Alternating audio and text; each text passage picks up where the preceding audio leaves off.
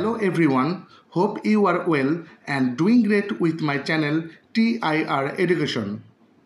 Dear friends, আজকে আমরা শিখতে চলেছি কিছু অ্যাডভান্সড ইংলিশ সেন্টেন্স স্ট্রাকচার। তো চলো ভিডিওটি শুরু করা যাক। কথাগুলো আমরা প্রায় বলি, যেমন আমি কোনোভাবে টাকাটা খুঁজে পেলাম, আমি কোনোভাবে নিজেকে প্রমাণ করলাম, সে কোনোভাবে লেখাটা শেষ করেছে। এই ধরনের বাক্যগুলো বলতে হলে আমাদের স্ট্রাকচারটি হবে সাবজেক্ট প্লাস সামহাউ প্লাস ভার্বের past form plus other word. আমি বা সে কোনোভাবে কোনো কাজ করেছে এরূপ বোঝাতে সামহাউ ব্যবহার করে থাকি। তো চলো কিছু উদাহরণ দেখি। আমি কোনোভাবে টাকাটা খুঁজে পেলাম। I somehow found the money. I somehow found the money. আমি কোনোভাবে নিজেকে প্রমাণ করলাম। I somehow proved myself. I somehow proved myself. সে কোনোভাবে লেখাটা শেষ করেছে। He somehow finished writing. He somehow finished writing. তারা কোনোভাবে খেলায় জিতেছে। They somehow won the match. They somehow won the match. সে কোনোভাবে পরীক্ষায় পাশ করেছে। He somehow passed the exam. He somehow passed the exam. Dear friends, এখন আমরা এর পরের স্ট্রাকচারটিতে চলে যাব। আমি আর হয়তো যাব না, আমি আর হয়তো সময় নষ্ট করব না, সে আর হয়তো দেখা করবে না।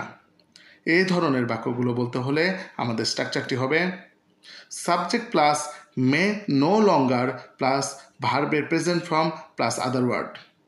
আমি বা সে আর হয়তো কোনো কাজ করব না বা করবে না এরূপ বোঝাতে আমরা মে নো লঙ্গার ব্যবহার করে থাকি। তো চলো কিছু এক্সাম্পল দেখি। আমি আর হয়তো যাব না। I may no longer go. I may no longer go. আমি আর হয়তো সময় নষ্ট করব না। I may no longer waste time. I may no longer waste time. সে আর হয়তো দেখা করবে না। He may no longer meet again. He may no longer meet again. তারা আর হয়তো খেলবে না। They may no longer play. They may no longer play. আমি আর হয়তো আসবো না। I may no longer come. I may no longer come. Dear friends, now it's your time. এখন এই দুইটি স্ট্রাকচার হতে তোমাদের প্র্যাকটিসের জন্য দুইটি সেন্টেন্স দেওয়া হলো। আমি কোনোভাবে বাড়ি পৌঁছেছি, সে আর হয়তো মিথ্যা বলবে না। এই দুটি বাক্যের ইংরেজি কী হবে তা তোমরা কমেন্ট করে জানাও। ডিয়ার ফ্রেন্ডস, এরপর আমরা একটি গুরুত্বপূর্ণ স্ট্রাকচার শিখব। আমার মতে এটাই একমাত্র উপায়। আমার মতে এখনই ইংরেজি শেখার সঠিক সময়। আমার মতে তোমরা সকলেই খুব ভালো কাজ করেছ। এই ধরনের বাক্যগুলো বলতে হলে আমাদের স্ট্রাকচারটি হবে in my opinion plus sentence. এখানে আমার মতে এরূপ বোঝাতে ইন মাই ওপিনিয়ন ব্যবহার করতে হয়। তবে ইন মাই ওপিনিয়নের বদলে অ্যাজ পার মি এটিও ব্যবহার করা যায়। তবে আজকের ভিডিওতে আমরা ইন মাই ওপিনিয়ন সম্পর্কে শিখব। তো চলো কিছু উদাহরণ দেখি। আমার মতে এটাই একমাত্র উপায়। In my opinion this is the only way. In my opinion this is the only way. আমার মতে এখনই ইংরেজি শেখার সঠিক সময়। In my opinion now is the right time to learn English. In my opinion now is the right time to learn English. আমার মতে তোমরা সকলেই খুব ভালো কাজ করেছ। In my opinion you all did a great job. In my opinion you all did a great job. আমার মতে এটা ঠিক হচ্ছে না। In my opinion this is not correct. In my opinion this is not correct. আমার মতে তারা দুজনেই সঠিক লিখেছে। In my opinion, they both wrote it right. In my opinion, they both wrote it right. Dear friends, এরপরে আমরা শিখব একটি গুরুত্বপূর্ণ স্ট্রাকচার।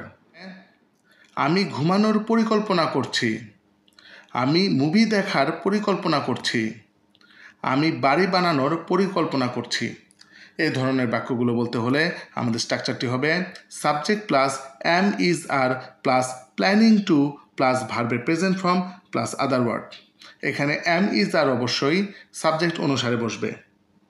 কোনো কিছু করার পরিকল্পনা করছি এরূপ বোঝাতে আমরা প্ল্যানিং টু ব্যবহার করে থাকি। তো চলো কিছু এক্সাম্পল দেখি। আমি ঘুমানোর পরিকল্পনা করছি। I am planning to sleep. I am planning to sleep. আমি মুভি দেখার পরিকল্পনা করছি। I am planning to watch a movie. I am planning to watch a movie. আমি বাড়ি বানানোর পরিকল্পনা করছি। I am planning to build a house. I am planning to build a house. সে সকালে হাঁটার পরিকল্পনা করছে। He is planning to walk in the morning. He is planning to walk in the morning. তারা ক্রিকেট খেলার পরিকল্পনা করছে। They are planning to play cricket. They are planning to play cricket. Dear friends, now it's your time. এখন এই দুইটি structure হতে তোমাদের প্র্যাকটিসের জন্য দুইটি সেন্টেন্স দেওয়া হলো। আমার মতে সে সত্য কথা বলছে।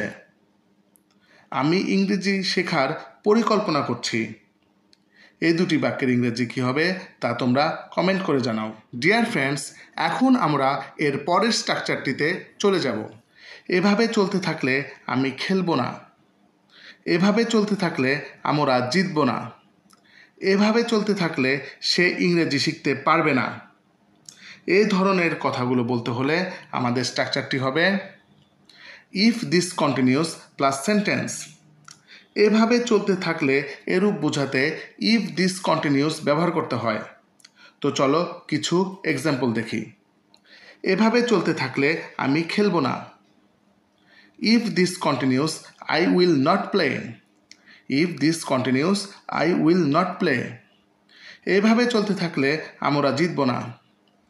If this continuous we will not win. If this continuous we will not win. এভাবে চলতে থাকলে সে ইংরেজি শিখতে পারবে না। If this continuous he will not be able to learn English. If this continuous he will not be able to learn English. এভাবে চলতে থাকলে সে পরীক্ষায় পাশ করতে পারবে না। If this continuous he will not pass the exam. If this continuous he will not pass the exam. এভাবে চলতে থাকলে সে বাঁচবে না। If this continuous he will not survive. If this continuous he will not survive. Dear friends, এরপর আমরা একটি গুরুত্বপূর্ণ structure শিখব। তিনি একজন সুপরিচিত ডাক্তার। তিনি একজন সুপরিচিত শিক্ষক। তিনি একজন সুপরিচিত গায়ক। এই ধরনের কথাগুলো বলতে হলে আমাদের স্ট্রাকচারটি হবে subject plus am is are plus a well known plus other word. তিনি একজন সুপরিচিত। এই সুপরিচিত এরূপ বোঝাতে আমাদের a well known ব্যবহার করতে হয়। তো চলো কিছু উদাহরণ দেখি। তিনি একজন সুপরিচিত doctor. He is a well known doctor. He is a well known doctor. তিনি একজন সুপরিচিত শিক্ষক। He is a well known teacher. He is a well known teacher. তিনি একজন সুপরিচিত গায়ক। He is a well known singer. He is a well known singer. তিনি একজন সুপরিচিত ব্যক্তি। She is a well known person. She is a well known person. তিনি একজন সুপরিচিত লেখক। He is a well known writer. He is a well known writer. Dear friends, now it's your time. এখন এই দুইটি স্ট্রাকচার হতে তোমাদের প্র্যাকটিসের জন্য দুইটি সেন্টেন্স দেওয়া হলো। এভাবে চলতে থাকলে আমি এখানে থাকব না। তিনি একজন সুপরিচিত কবি। এই দুটি বাক্যের ইংরেজি কী হবে তা তোমরা কমেন্ট করে জানাও। আশা করি ভিডিওটি তোমাদের ভালো লেগেছে। ভিডিওটি ভালো লেগে থাকলে একটি লাইক করবে এবং চ্যানেলটি সাবস্ক্রাইব করে না থাকলে সাবস্ক্রাইব করে নিও। See you in the next video. Goodbye.